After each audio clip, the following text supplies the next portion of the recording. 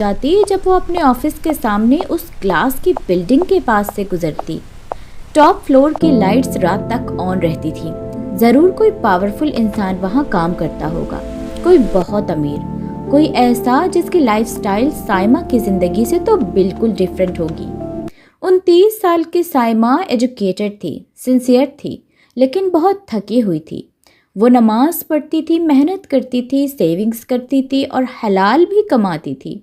फिर भी ज़िंदगी रुकी हुई लगती। प्रमोशंस नहीं मिलता, इनकम बहुत कम होती और सबसे ज़्यादा दर्दनाक बात पैसा नहीं थी, बल्कि वो छुपा हुआ डर था कि शायद साइमा को कभी ज़िंदगी में सक्सेस मिलेगी ही नहीं।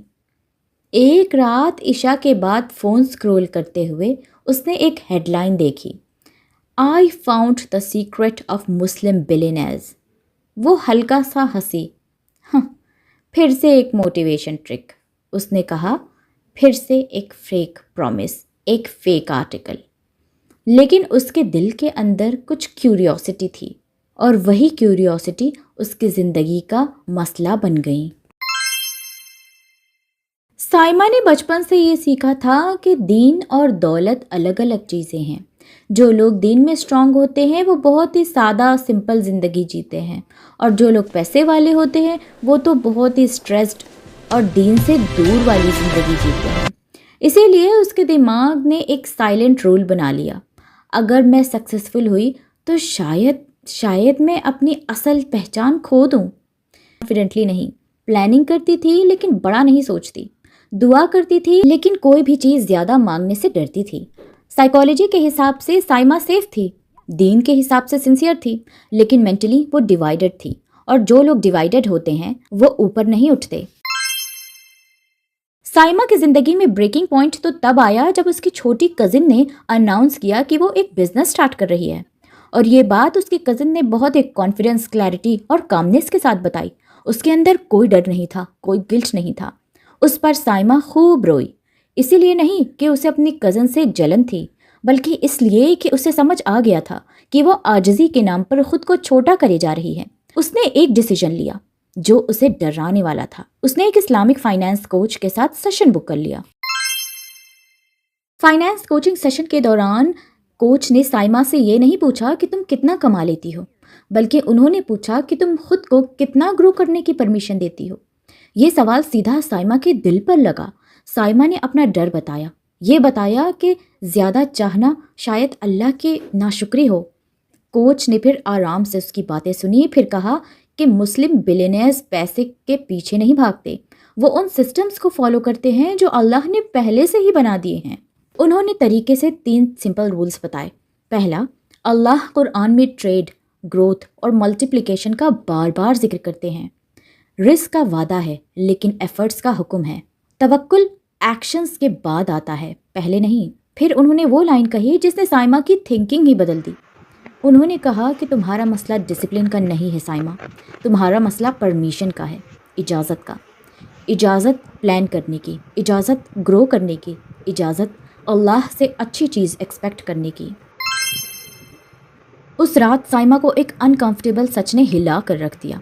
वो अपनी रूहानियत को अपनी फेलियर से बचने के लिए इस्तेमाल कर रही थी। अगर वो हाई एम नहीं करेगी तो गिरने का दर्द भी कम होगा, अगर वो छोटी ही रहेगी तो डिसअपॉइंटमेंट नहीं होगी, और अगर वो इसे कंटेंटमेंट यानी मुतमईन रहना कहेगी तो फिर उसके डर पर कोई सवाल नहीं करेगा। यही ट्विस्ट था। उसका मसला पैसा नहीं था, उसका मसला आइडेंटिटी था।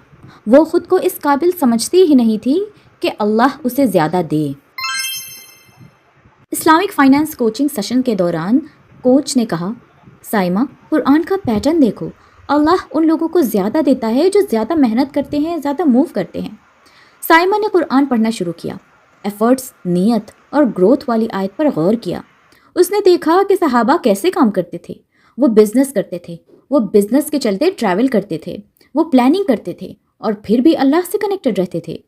सक्सेस कभी भी एक्सीडेंटल नहीं होती, वो दिमाग के साथ और पूरी प्लानिंग के साथ होती है। साइमा ने अपने अंदर का एक सवाल बदल दिया। पहले वो पूछती थी कि अगर मैं फेल हो गई तो, अब वो पूछती है अगर अल्लाह मुझे प्रिपेयर कर रहे हों तो।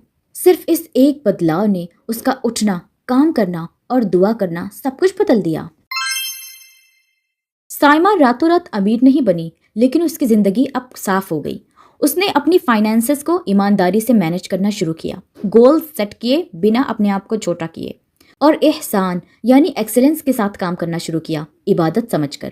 سب سے بڑی بات کہ اس نے اپنی دولت کو دین کے لیے خطرناک سمجھنا چھوڑ دیا اور اسے ذمہ داری سمجھنا شروع کر دیا جو اللہ نے اسے دیا ہے۔ کچھ مہینے بعد سائمہ نے ایک عجیب چیز نوٹس کری۔